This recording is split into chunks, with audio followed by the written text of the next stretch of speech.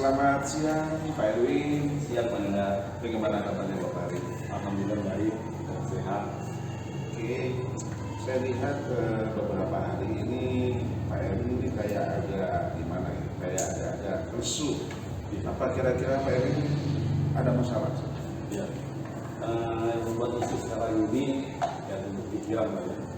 Karena belakangan ini padat-padatnya kegiatan ekstra, tapi kelihatannya kayak saya sendiri yang bekerja. Teman-teman guru lain itu masa bodoh, kurang perhatian terhadap kegiatan siswa tersebut. Itu membuat saya kepikiran sih. Oh, jadi beberapa hari itu kelihatan rusuh karena banyak kegiatan ekstrakurikuler dan Pak Erwin merasa bahwa Pak Erwin lah yang paling banyak bekerja dibanding rekan-rekan yang lain ya. Oke, kira-kira kenapa bisa seperti itu Pak? Artinya kok bisa rekan-rekan itu kayak merespon mungkin ya seperti itu pada kegiatan ekstrakurikuler? Ya, kemungkinan pertama karena kebanyakan guru itu tidak mengetahui tentang manfaat dari aktifnya kegiatan ekstrakurikuler itu sendiri. Yang kedua, mungkin mereka punya alasan masing-masing, apakah itu alasan keluarga atau alasan pribadi sehingga tidak bisa terlibat aktif dalam kegiatan ekstrakurikuler sendiri. Dan ketiga, kemungkinan dia kurang paham tentang kegiatan ekstra itu sendiri. Seperti itu ya. Jadi penyebabnya karena mungkin mereka atau karena mereka kurang paham tentang kegiatan dan manfaat ekstrakurikuler dan ada beberapa alasan terutama hubungan dengan keluarga. Ketika melihat hal seperti ini, bagaimana respon Bapak kepala sekolah? Apakah ada respon dari kepala sekolah atau mungkin Bapak pernah bicara dengan kepala sekolah? Ya, saya sering ada kegiatan saya komunikasi dengan kepala sekolah dan meminta untuk beliau menyampaikan atau menunjuk langsung guru yang sebagai pendamping. Tapi kepala sekolah yang respon buat SK, kemudian menunjuk guru, tapi begitu diberikan SK kepada guru bersangkutan, guru itu punya alasan lagi, alasan sibuk lah, ada urusan keluarga, ada keluarga dan sebagainya. Sehingga dia tidak bisa aktif. Oke, jadi sebenarnya sudah ada komunikasi dengan kepala sekolah untuk memberikan SK tugas kepada guru yang bersangkutan sebenarnya, tapi selalu saja ada alasan-alasan. Respon kepala sekolah tentang alasan dengan alasan itu. Ya, kepala sekolah itu sudah memberikan tugas, jadi ketika kepala sekolah sudah memberikan tugas, artinya kepala sekolah mempercayai guru tersebut untuk melaksanakan tugasnya. Namun kepala sekolah sudah tidak melihat lagi karena merasa bahwa kepala sekolah sudah memberikan tugas. Jadi tinggal guru ini yang menyampaikan alasan kepada pembina yang pendamping yang lain, sehingga kepala sekolah tidak mengetahui hal itu. Nanti pada saat evaluasi mungkin baru kepala sekolah diberitahu biasanya. Jadi sebelum evaluasi mungkin Bapak belum pernah menyampaikan kepada kepala sekolah seperti kejadiannya. Iya, belum, karena yang saya lakukan pertama adalah bagaimana supaya siswa ini bisa aktif dalam kegiatan ekstra dulu. Nanti setelah kegiatan selesai baru kita lakukan evaluasi. Jadi pada saat proses Ya. di Bapak tidak menyampaikan. Pada saat proses kemudian ini pernahkah Bapak mencoba atau apakah ada inisiatif Bapak kira-kira supaya rekan-rekan ini bisa berpartisipasi penuh dan tentunya sebelumnya dia harus memahami apa itu manfaat kurikuler, ekstrakurikuler dan mereka memahami manfaatnya dan kira-kira dia akan Bapak. Ya, untuk agar supaya guru-guru ini sebagai guru ya, karena mungkin semua juga sebagai guru mengetahui tentang ekstra ini, tentu kita mengarahkan, saya minta izin kepada kepala sekolah dan bapak siswaan untuk mengarahkan guru ini mengikuti pelatihan dalam sebuah kegiatan ekstra, misalnya pramuka. Alhamdulillah kemarin kita menunjuk beberapa guru, ada 4 orang guru untuk mengikuti kursus pengetahuan dasar. Kemudian PNR, ada juga 2 orang guru kita utus untuk mengikuti pelatihan pembina PNR itu sendiri. Andrea itu. Jadi itulah langkah pertama yang saya usulkan sampai kepada kesiswaan dengan kepala sekolah, dan supaya memilih guru sebagai pembina itu untuk mengikuti pelatihan dalam hal pembinaan supaya mereka paham tentang beberapa kegiatan istilah yang ada di sekolah itu sendiri. Bagaimana dengan responnya Pak Kepala Sekolah dan Wakasek siswa? Ya. Untuk respon dari kepala sekolah dan Wakasek, alhamdulillah dia respon dan bersedia memberikan baik sarana prasarana maupun pembiayaan kalau memang ada dibutuhkan.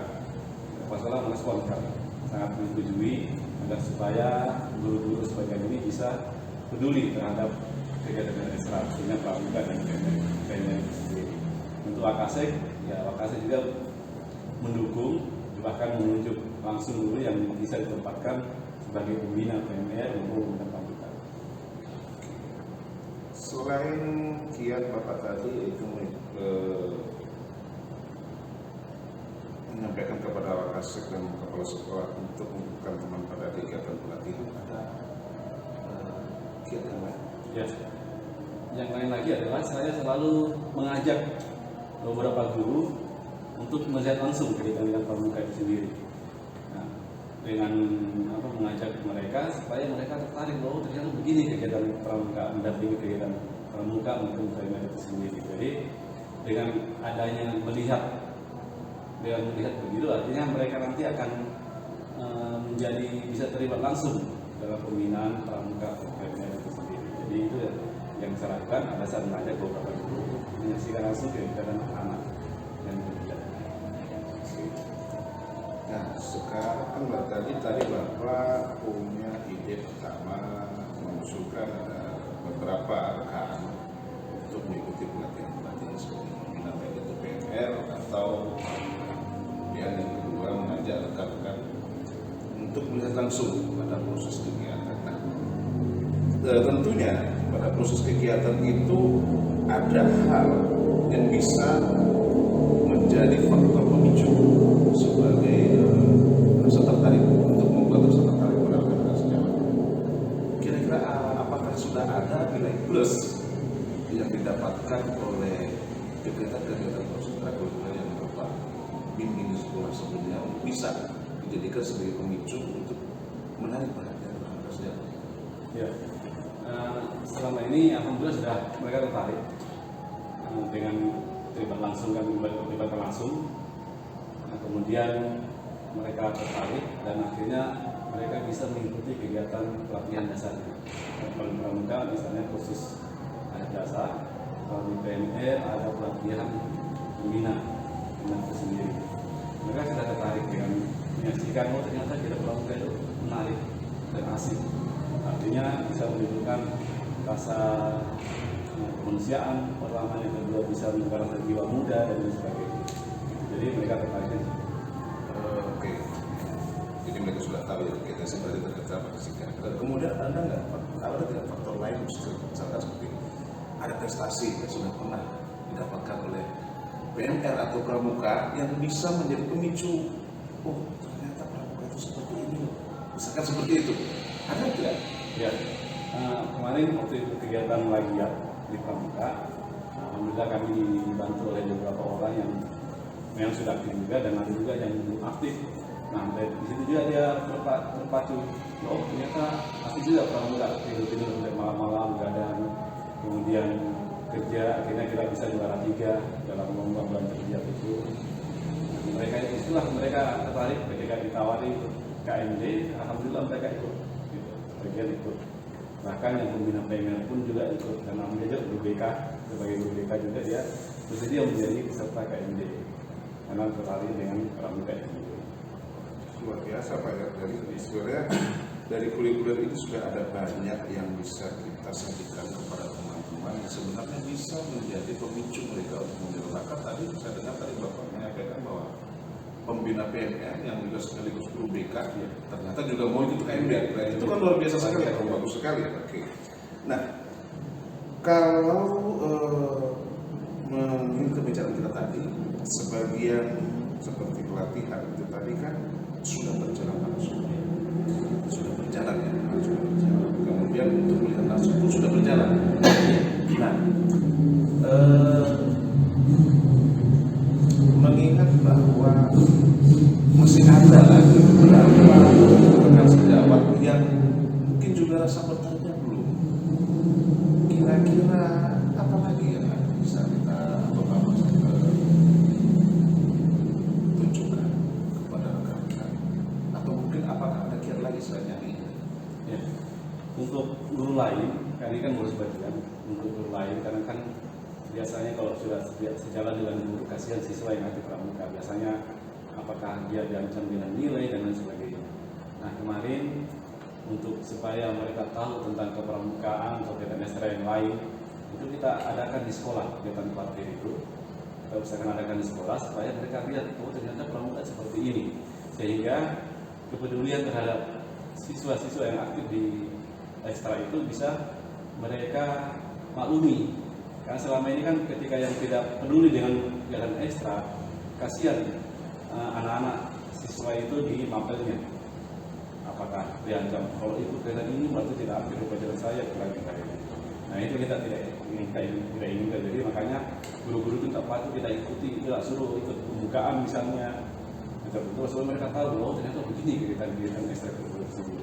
Dan manfaatnya itu luar biasa, sehingga mereka maklum, walaupun dia tidak terlibat di kepramukaan di organisasi itu, tapi mereka pahami tentang bagaimana kegiatan ekstra dan apa manfaatnya. Jadi ini tadi untuk siswa ya, sebagai untuk siswa dan sebagai guru yang belum masuk. Ini bagus sekali Pak.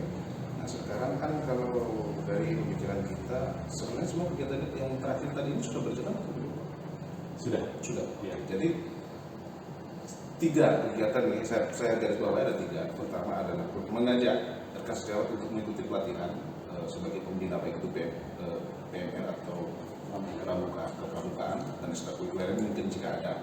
Kemudian mengajak rekan sejawat melihat langsung pada kegiatan-kegiatan yang sedang berjalan. Kemudian yang terakhir tadi mengadakan kegiatan ranting di sekolah, di kuartir di sekolah, sehingga dapat memicu baik sebagian rekan sejawat yang lain dan siswa.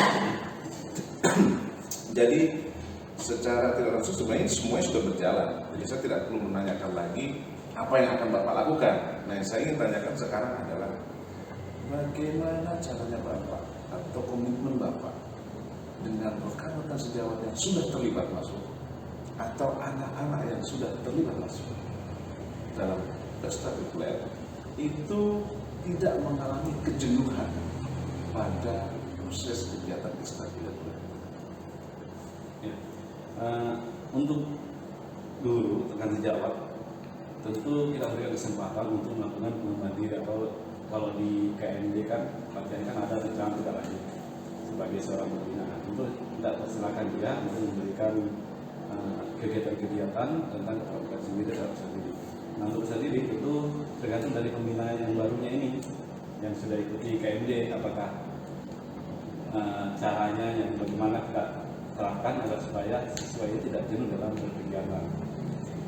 Tentunya partisipasi dalam pembinaan materi dan sebagainya yang kita karena tergantung dengan kreativitas ya.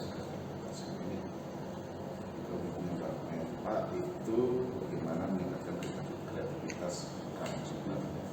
Jadi ini mungkin belum berjalan. ya. Mungkin belum berjalan. Kira-kira kapan Bapak berjalan? Ya, tentunya ini kan sudah terbentuk pembina lama. Nah ini yang calon pembina ini akan kita bentuk di rapat pembagian tugas di tahun pelajaran berikutnya. Nanti mungkin berlangsung di bulan Juni. Jadi bulan Juni inilah kita bentuk untuk memilih mereka sebagai pembina di kegiatan ekstra itu sendiri, sehingga mereka bisa melaksanakan pembinaan di kepramukaan itu sendiri. Jadi akan dilaksanakan pada tahun ajaran baru ya, untuk menunjukkan atau menunjukkan rekan sejawat yang sudah mengikuti pelatihan dan dijadikan sebagai pembina untuk menunjukkan kreativitasnya. Jadi sebenarnya masalahnya Pak Erwin ini sebenarnya sudah ada solusinya sebenarnya. Hanya kemarin mungkin Pak Erwin masih berpikir sendirian. Tidak ada teman yang bisa diajak bicara. Alhamdulillah kita bisa bertemu. Ya, mudah-mudahan apa pembicaraan kita ini menjadi sesuatu hal yang mempunyai makna yang positif untuk Pak Erwin, juga positif untuk saya. Jadi alhamdulillah. Masih ada lagi yang mau diceritakan Pak Erwin? Ya sekarang itu Pak. Itu terima kasih ya. Mudah-mudahan pembicaraan kita hari ini itu menjadi sebuah langkah positif ke depan untuk Pak Erwin, juga mungkin juga bisa menjadi sebuah evaluasi bagi saya pribadi untuk Pak Erwin, apa yang menjadi pengalaman Pak Erwin bisa saja mungkin akan terjadi pada saya, bisa saja seperti itu, tapi ya ada banyak makna dan pengetahuan dan positif. Selanjutnya saya mau bertanya kepada Pak Erwin, bagaimana perasaan Pak Erwin? Ya alhamdulillah lega, dan ini merupakan sebuah masalah yang sangat baik. Saya pernah sadari bahwa ternyata masalah itu bisa diselesaikan dengan sendirinya kalau kita saling berbagi. Saya juga mengucapkan terima kasih Pak atas bantuannya untuk bisa menimbulkan potensi saya untuk menyelesaikan masalah-masalah selama ini saya hadapi. Masalah kita itu sebenarnya semua ada solusinya ya, hanya tergantung bagaimana kita menyelesaikan dan kepada siapa kita akan berbagi. Itu mungkin seperti itu Pak ya, arahnya seperti itu. Oke, saya juga terima kasih Pak Erwin. Selanjutnya saya minta refleksinya Pak Erwin tentang pembicaraan kita atau yang kita sebut dengan coaching hari ini. Kira-kira apa yang harus saya perbaiki untuk memperbaiki untuk menyempurnakan kualitas coaching saya ke depannya, kira-kira seperti apa Pak? Kalau saya sudah pas Pak, sudah tidak ada masalah kalau versi saya ya. Mungkin tinggal bahasa yang digunakan mungkin yang bisa kami mengerti, sehingga kita bisa komunikasi dengan santai. Artikulasi ya, artikulasi. Jadi oke, terima kasih masukannya Pak. Yang pertama artikulasi, ada lagi Pak masukannya selain itu? Segera itu Pak. Jadi memang saya harus akui ya, untuk artikulasi saya ini mungkin masih agak kedialek-kedialekan yang mungkin agak berbeda dengan dialek kawan-kawan kita yang ada di sini. Jadi ya, terima kasih masukannya Pak Erwin. Jadi saya rasa cukup sekian. Terima kasih. Assalamualaikum warahmatullahi wabarakatuh.